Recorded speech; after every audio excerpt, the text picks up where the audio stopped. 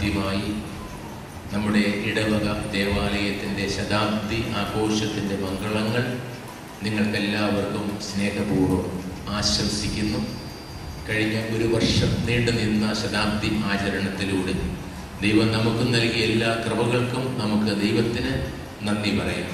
ഒപ്പം കഴിഞ്ഞ 100 വർഷക്കാലം ഈ ദേവാലയം ഇവിടെ സ്ഥാപിക്കുന്നതിനും ഇന്ന് നാം കാണുന്ന രീതിയിൽ ഈ ദേവാലയത്തെ വളർത്തുന്നതിനും അത്യധ്വാനം ചെയ്ത നമ്മുടെ പൂർവികരെ ഓരോരുത്തരെയും നമുക്ക് നിറഞ്ഞ ഹൃദയത്തോടെ അനുസ്മരിക്കാം.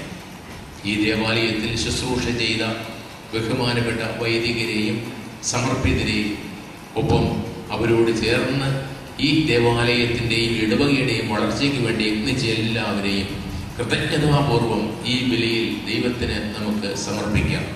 ഈ വിശുദ്ധ കുർബാന നിങ്ങൾക്ക് ഓരോരുത്തർക്കും വേണ്ടി നിങ്ങളുടെ നിയോഗങ്ങൾക്ക് വേണ്ടി ഞാൻ സമർപ്പിക്കുകയാണ്. ദൈവത്തിന് അർപ്പിക്കുന്ന ഈ കൃതജ്ഞത തീർച്ചയായും നമ്മുടെ പൂർവികർക്ക് ദൈവസന്നിധിയിൽ കൂടുതൽ കൃപ ലഭിക്കുവാൻ കാരണമാകട്ടെ. അവരുടെ പ്രാർത്ഥനകൾ മുന്നോട്ടുള്ള യാത്രയിൽ നമുക്ക് ശക്തി സ്രോതസ്സായി വർദ്ധിക്കട്ടെ. പ്രിയമുള്ളവരെ, ഇന്ന് ഈ ശതാബ്ദി ആചരണ ദിനത്തിൽ ദൈവം നമുക്ക് നൽകിയ തിരുവചനങ്ങൾ നമ്മോട് പറയുന്ന കാര്യങ്ങൾ തീർച്ചയായും ശ്രദ്ധേയമായ കാര്യങ്ങളാണ്. നിങ്ങൾ ശ്രദ്ധിച്ചു കാണും, 3 പ്രധാനപ്പെട്ട കാര്യങ്ങളാണ് ഇന്ന് തിരുവചനത്തിലൂടെ ദൈവം നമ്മോട് അരുളി ചെയ്യുന്നത്. 1 വിശുദ്ധി, 2 മാതൃക, 3 കൃതജ്ഞത. പഴയ നിയമത്തിൽ പുറപ്പാടിൻ്റെ പുസ്തകത്തിൽ നാം ശ്രദ്ധിക്കുന്നത് വിശുദ്ധിയെക്കുറിച്ചാണ്.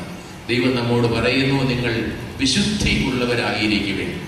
സ്നേഹമുള്ള പ്രിയ സഹോദരി സഹോദരന്മാരെ, നാം എല്ലാവരും വിശുദ്ധരാകാൻ വിളിക്കപ്പെട്ടവരാണ്. വിശുദ്ധിയിലേക്കുള്ള ഈ ആഹ്വാനമാണ് ഇന്ന് നമുക്ക് പുറപ്പാട് പുസ്തകം നമ്മുടെ മുന്നിൽ വയ്ക്കുന്നത്. തീർച്ചയായും ശതാബ്ദി ആഘോഷിക്കുന്ന ഈ അവസരത്തിൽ നാം അനുസ്മരിക്കേണ്ട കാര്യം ഇതാണ്. നമ്മെ വിശുദ്ധിയിലേക്ക് നയിക്കുക എന്നുള്ളതാണ് സഭയുടെ ദേവാലയത്തിൻ്റെ എല്ലാം ലക്ഷ്യം. നമ്മുടെ എല്ലാ പ്രവർത്തനങ്ങളിലൂടെയും നമ്മൾ ദൈവത്തോട് കൂടുതൽ ചേർന്ന് നിൽക്കുന്നവരാകണം, വിശുദ്ധിയുള്ളവരാകണം, ദൈവത്തിൻ്റെ കൽപ്പനകൾ പാലിക്കുന്നവരാകണം, ദൈവാനുഗ്രഹങ്ങൾക്ക് അർഹരായി തീരണം.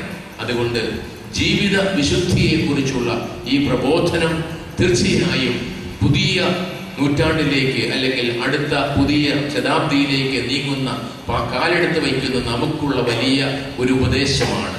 നിങ്ങൾ വിശുദ്ധിയുള്ളവരായിരിക്കുമേ. ജീവിതത്തിൽ വിശുദ്ധി പാലിച്ചുകൊണ്ട് ജീവിക്കുവാനുള്ള ചുമതലയാണ് കർത്താവ് നമുക്ക് നൽകുന്നത്. ആധുനിക ലോകം വച്ചു നീട്ടുന്ന പല പ്രലോഭനങ്ങളിലും ഈ വിശുദ്ധിക്കെതിരായുള്ള പല സാഹചര്യങ്ങളും ഉണ്ട് എന്നുള്ളത് അനുസ്മരിച്ചുകൊണ്ട് നമ്മുടെ ജീവിതം വിശുദ്ധമായി ദൈവത്തിന്റെ കൽപ്പനകൾക്ക് വിധേയമായി കർത്താവ് അരുളി ചെയ്യുന്നത് പോലെ മാതാപിതാക്കന്മാരെ ബഹുമാനിച്ചുകൊണ്ട് സഹോദരങ്ങളെ പരിഗണിച്ചുകൊണ്ട് ജീവിക്കുന്ന ഒരു നല്ല ജീവിതം ആകണം. നിങ്ങൾ വയലിൽ വിളവെടുക്കാൻ പോകുമ്പോൾ സൈഡ് തീർത്തെടുക്കരുത്, കാലാവറുക്കരുത്, ഒഴിഞ്ഞു വീണത് നിങ്ങൾ എടുക്കാൻ പോകരുത് എന്നൊക്കെ പറയുന്നതിന്റെ അർത്ഥം നിങ്ങൾക്ക് വേണ്ടി മാത്രമുള്ളതല്ല, നിങ്ങളുടെ സഹോദരങ്ങൾക്ക് വേണ്ടി കൂടിയാണ് ഞാൻ ഈ വിളവെല്ലാം നൽകുന്നത് എന്നുള്ള ഒരു വലിയ പ്രബോധനമാണ്. ജീവിത വിശുദ്ധിയെക്കുറിച്ചുള്ള കർത്താവിന്റെ ഈ ഉപദേശം പ്രിയമുള്ളവരെ സ്വീകരിച്ചുകൊണ്ട് വേണം നമുക്ക് ഈ ശതാബ്ദി ആചരണത്തിന് യഥാർത്ഥമായ കൃതജ്ഞത ദൈവത്തിന് അർപ്പിക്കുവാൻ.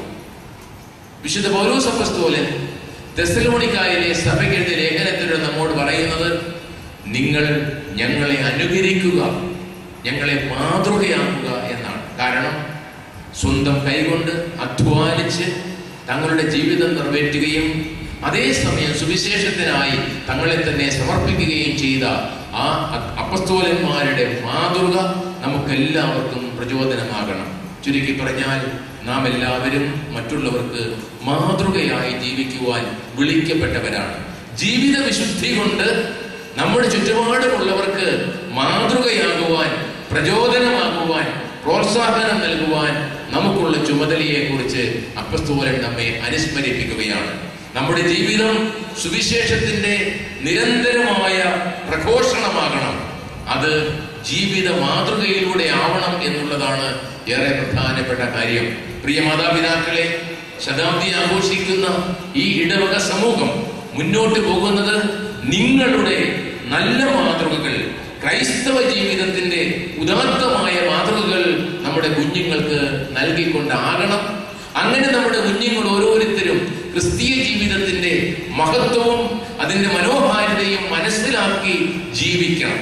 വാക്കുകളെക്കാൾ കൂടുതൽ ജീവിത മാതൃക കൊണ്ട്, വിശുദ്ധിയുടെ പരിമളം പരത്തുന്ന നല്ല ജീവിത മാതൃക കൊണ്ട് നമ്മുടെ കുഞ്ഞുങ്ങളെ നന്മയിലേക്ക് നയിക്കുവാൻ, നമ്മുടെ സഹോദരങ്ങളെ വിശുദ്ധിയെ പറ്റി ഓർമ്മിപ്പിക്കുവാൻ, നമ്മുടെ ചുറ്റുപാടുമുള്ള ആളുകൾക്ക് ക്രൈസ്തവ ജീവിതത്തിന്റെ മഹത്വം മനസ്സിലാക്കി കൊടുക്കുവാൻ നമുക്ക് സാധിക്കണം. അതെ, നമ്മുടെ ഓരോരുത്തരുടെയും ജീവിതം മറ്റുള്ളവർക്ക് നല്ല മാതൃകയായി തീരണം എന്നുള്ള അപ്പസ്തോലന്റെ പ്രബോധനം തീർച്ചയായും ഈ ശതാബ്ദിയുടെ സമാപനത്തിൽ നമുക്ക് ഹൃദയത്തിൽ സൂക്ഷിക്കാവുന്ന, ജീവിതത്തിൽ പ്രാവർത്തികമാക്കേണ്ടതായ ഒരു വലിയ ഉപദേശമാണ് എന്നുള്ളത് ഓർമ്മിക്കാം. സുവിശേഷത്തിൽ നാം കാണുന്നത് കർത്താവിന്റെ അനുഗ്രഹം പ്രാപിച്ച് രോഗവിമുക്തനായ 10 പേരിൽ ഒരാൾ തിരികെ വന്ന് കർത്താവിന് നന്ദി പറയുന്നതാണ്, കൃതജ്ഞത അർപ്പിക്കുന്നതാണ്. ദൈവത്തോടുള്ള നന്ദി. സ്നേഹമുള്ള പ്രിയ സഹോദരി സഹോദരന്മാരെ, നമ്മുടെ ഈ ഇടവകയുടെ കഴിഞ്ഞ കാലങ്ങളിലേക്ക് കണ്ണോടിക്കുമ്പോൾ ദൈവത്തോട് നിറഞ്ഞ മനസ്സോടെ കൃതജ്ഞത പറയാത്തവരായി ആരും ഇവിടെ ഉണ്ടാകുവാൻ സാധിക്കുകയില്ല. കാരണം അത്രമാത്രം വലിയ കൃപകളാണ്, അനുഗ്രഹങ്ങളാണ് ദൈവം നമ്മുടെ മേൽ വർഷിച്ചിരിക്കുന്നത്.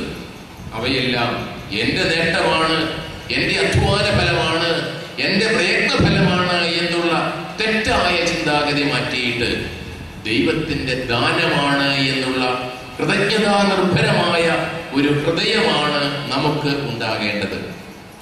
സുവിശേഷത്തിൽ കർത്താവ് അത് ആഗ്രഹിക്കുന്നുണ്ട്. കർത്താവ് ചോദിക്കുന്നുണ്ടല്ലോ, 10 പേരല്ലേ സുഖപ്പെട്ടത്, ഈ വിജാതീനെ മാത്രമേ തിരികെ വന്ന് കൃതജ്ഞത പറയുവാൻ സാധിച്ചുള്ളല്ലോ എന്ന്. പ്രിയമുള്ളവരെ, ദൈവം നമുക്ക് നൽകുന്ന നന്മകളെ നന്ദിയോടെ അനുസ്മരിച്ചുകൊണ്ട് ദൈവത്തിന് കൃതജ്ഞത അർപ്പിക്കുക എന്നുള്ളത് നാം ചെയ്യേണ്ട കാര്യമാണ്. അതുകൊണ്ടാണ് കർത്താവ് പറയുന്നത്, നിന്റെ വിശ്വാസം നിന്നെ രക്ഷിച്ചിരിക്കുന്നു. രോഗത്തിൽ നിന്ന് 10 പേർ മോചിതരായെങ്കിലും തിരികെ വന്ന് കർത്താവിന് നന്ദി പറയുന്ന വ്യക്തിയോട് കർത്താവ് പറയുകയാണ്, നീ രക്ഷ പ്രാപിച്ചിരിക്കുന്നു എന്ന്.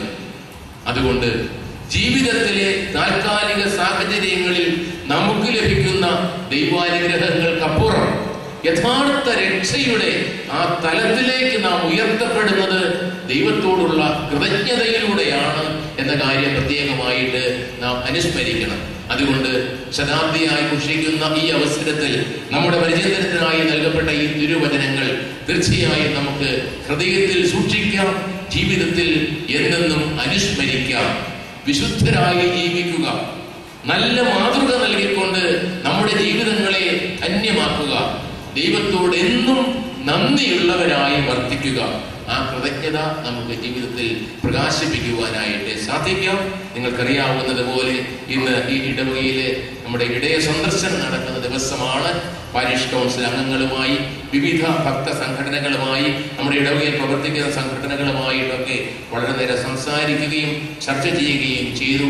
അതിന്റെ വെളിച്ചത്തിൽ ഒരു കാര്യം നിങ്ങളെ ഓർപ്പിക്കട്ടെ. ബാക്കി കാര്യങ്ങൾ പാരിഷ് കൗൺസിൽ അംഗങ്ങൾ കൂടാര യോഗങ്ങളിൽ നിങ്ങളുമായിട്ട് പങ്കുവയ്ക്കുന്നതാണ്.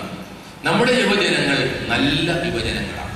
നിങ്ങൾക്കറിയാം, നമ്മുടെ ഇടവകയിലുള്ള ഈ യുവജനങ്ങളാണ് കഴിഞ്ഞ യുവജന ദിനത്തിൽ 1ാം സമ്മാനം നേടിയ സ്കിറ്റിന്. നല്ല കഴിവുള്ള നല്ല കുഞ്ഞുങ്ങളാണ് നമ്മുടെ യുവജനങ്ങൾ. അവരെ നല്ല വഴിയിൽ നടത്തുക എന്നുള്ളത് നമ്മുടെ ദൗത്യമാണ്. ചിലപ്പോൾ എവിടെയെങ്കിലും കുറവുകൾ ഉണ്ടാകും. കുറവുകളില്ലാത്തവരായിട്ട് ആരും ഇവിടെ ഉണ്ടാവുകയില്ല. നമുക്കെല്ലാവർക്കും നമ്മുടേതായ കുറവുകളുണ്ട്. അതുകൊണ്ട് ആ കുഞ്ഞുങ്ങളുടെ കുറവുകൾ സ്നേഹപൂർവ്വം ചൂണ്ടിക്കാണിച്ച് തിരുത്തിക്കൊണ്ട് അവരെ നാളെയുടെ നല്ല പൗരന്മാരായി, സഭയുടെ ഉത്തമ സന്താനങ്ങളായി വളർത്തിയെടുക്കുക എന്നുള്ളതാണ് നമ്മുടെ ചുമതല. അല്ലാതെ ഏതെങ്കിലും ഒരു കുറവ് കണ്ടാൽ ഇനി മതി എന്ന് പറയാനുള്ള മനോഭാവമല്ല നമുക്ക് ആവശ്യമായിട്ടുള്ളത്. നമ്മുടെ യുവജനങ്ങളെ നല്ലവരായി വളർത്തണം, നല്ല മാതൃക കൊടുക്കണം. പ്രിയമുള്ളവരെ, അവരത് ആഗ്രഹിക്കുന്നുണ്ട്. മാതാപിതാക്കളിൽ കാണുന്ന ചില തെറ്റായ പ്രവണതകൾ അവരെ വേദനിപ്പിക്കുന്നുണ്ട്. നാളെയിലേക്ക് പ്രത്യാശയോടെ വളരുവാൻ പരിശ്രമിക്കുന്ന യുവജനങ്ങൾക്ക് നല്ല മാതൃക കൊടുക്കുക എന്നുള്ളത് നമ്മുടെ ചുമതലയാണ്, നമ്മുടെ കർത്തവ്യമാണ്. അത് നാം ഒരിക്കലും വിസ്മരിക്കരുത്. അതുകൊണ്ട് തിരുവചനം നമ്മെ അനുസ്മരിപ്പിക്കുന്നത് പോലെ, നമ്മുടെ യുവജനങ്ങൾ കുഞ്ഞുങ്ങളും ആഗ്രഹിക്കുന്നത് പോലെ നല്ല മാതൃക നൽകുവാനായിട്ട് നാം ഓരോരുത്തരും ബദ്ധശ്രദ്ധരായിരിക്കണം എന്ന് സ്നേഹപൂർവ്വം ഓർമ്മിപ്പിക്കുകയാണ്. പ്രത്യേകിച്ചൊരു കാര്യം അവരെടുത്തു പറഞ്ഞത് മദ്യപാനത്തിലൂടെ നമ്മുടെ സമൂഹത്തിൽ വന്നുകൊണ്ടിരിക്കുന്ന വലിയ അപജയത്തെ കുറിച്ചാണ്. നമ്മൾ ജാഗ്രതയുള്ളവരായിരിക്കുക. എനിക്കറിയാം, ഈ ശതാബ്ദി വർഷത്തിൽ നമ്മുടെ പരിശുദ്ധ ലൂർദ് മാതാവ് നമ്മുടെ എല്ലാവരുടെയും ഭവനങ്ങൾ സന്ദർശിച്ചു. മാതാവിന്റെ സന്ദർശനത്താൽ അനുഗ്രഹീതമായ നമ്മുടെ ഭവനങ്ങൾ വിശുദ്ധിയിൽ സൂക്ഷിക്കുവാനായിട്ട് നാം ഓരോരുത്തരും പ്രത്യേകം ശ്രദ്ധിക്കണമെന്ന് സ്നേഹപൂർവ്വം ഞാൻ ഓർമ്മിപ്പിക്കുകയാണ്. പ്രത്യേകിച്ചും മാതാവിന്റെ സന്ദർശനത്താൽ അനുഗ്രഹീതമായ നമ്മുടെ ഭവനങ്ങളൊന്നും മദ്യസൽക്കാരത്തിന്റെ വേദികളാക്കാതിരിക്കാനുള്ള ക്രിസ്തീയ വിശുദ്ധി നിങ്ങൾ പാലിക്കുന്നുവെങ്കിൽ അത് നിങ്ങളുടെ കുടുംബങ്ങൾക്കും നിങ്ങളുടെ കുഞ്ഞുങ്ങൾക്കും വളരുന്ന തലമുറയ്ക്കും അമ്മ നൽകുന്ന വലിയ കൃപയുടെ ആദ്യ പടിയായിരിക്കും എന്ന് സ്നേഹപൂർവ്വം ഞാൻ ഓർപ്പിക്കുകയാണ്. അതുകൊണ്ട് കൂടുതൽ ഞാൻ വിശദീകരിക്കുന്നില്ല. നമ്മൾ ഓരോരുത്തരും ഏറ്റെടുത്തിരിക്കുന്ന വലിയ ഉത്തരവാദിത്വം നന്മയുടെ പ്രവാചകനായി, സ്നേഹത്തിന്റെ ദൂതനായി, സുവിശേഷത്തിന്റെ പ്രഘോഷകനായി ജീവിക്കുവാനുള്ള ദൗത്യമാണ്, ആഹ്വാനമാണ് ദൈവം നമുക്ക് നൽകിയിരിക്കുന്നത്. അത് മറന്നു കളയരുത്. അതുകൊണ്ട് താൽക്കാലിക സുഖത്തിന് വേണ്ടി തിന്മയ്ക്ക് വിധേയരായി മറ്റുള്ളവർക്കും യുവജനങ്ങൾക്കും ദുർമാതൃക കൊടുക്കുന്നതിന് പകരം നന്മയുടെ പ്രവാചകനായി, നല്ല ജീവിതത്തിലൂടെ നന്മയുടെ വഴികാട്ടികളായി വിശുദ്ധിയുടെ പാതയിലേക്ക് അവരെ നയിക്കുവാൻ പ്രിയപ്പെട്ട ദൈവജനമേ നമുക്ക് സാധിക്കട്ടെ. അതാകണം ഈ ശതാബ്ദി സമാപനത്തിൽ നാം എടുക്കേണ്ട നിർബന്ധപൂർവകമായ ദൃഢനിശ്ചയം. ആ നിശ്ചയത്തിലൂടെ ഈ ഇടവക നന്മയിലേക്ക് വളരും. വളരുന്ന തലമുറ നന്മയുള്ളവരായി തീരും.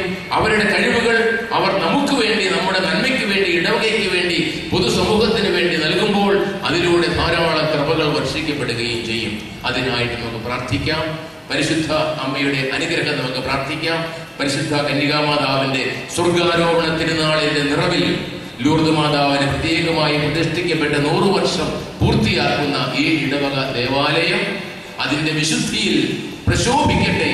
മാതൃകയാൽ ലോകത്തെ പ്രകാശിപ്പിക്കട്ടെ. കൃതജ്ഞത അർപ്പിക്കുന്ന ഒരു നല്ല സമൂഹമായി നിരന്തരം വളരട്ടെ. അതിനുള്ള എല്ലാ അനുഗ്രഹവും ദൈവത്തോട് പ്രാർത്ഥിച്ചുകൊണ്ട്, പരിശുദ്ധ അമ്മയുടെ മാധ്യസ്ഥ്യം അപേക്ഷിച്ചുകൊണ്ട് നമുക്ക് ഭക്തിപൂർവം വിശുദ്ധ കുർബാനയിൽ പങ്കുചേരാം. ദൈവാനുഗ്രഹങ്ങൾക്കായിട്ട് അപേക്ഷിക്കുകയും ചെയ്യും.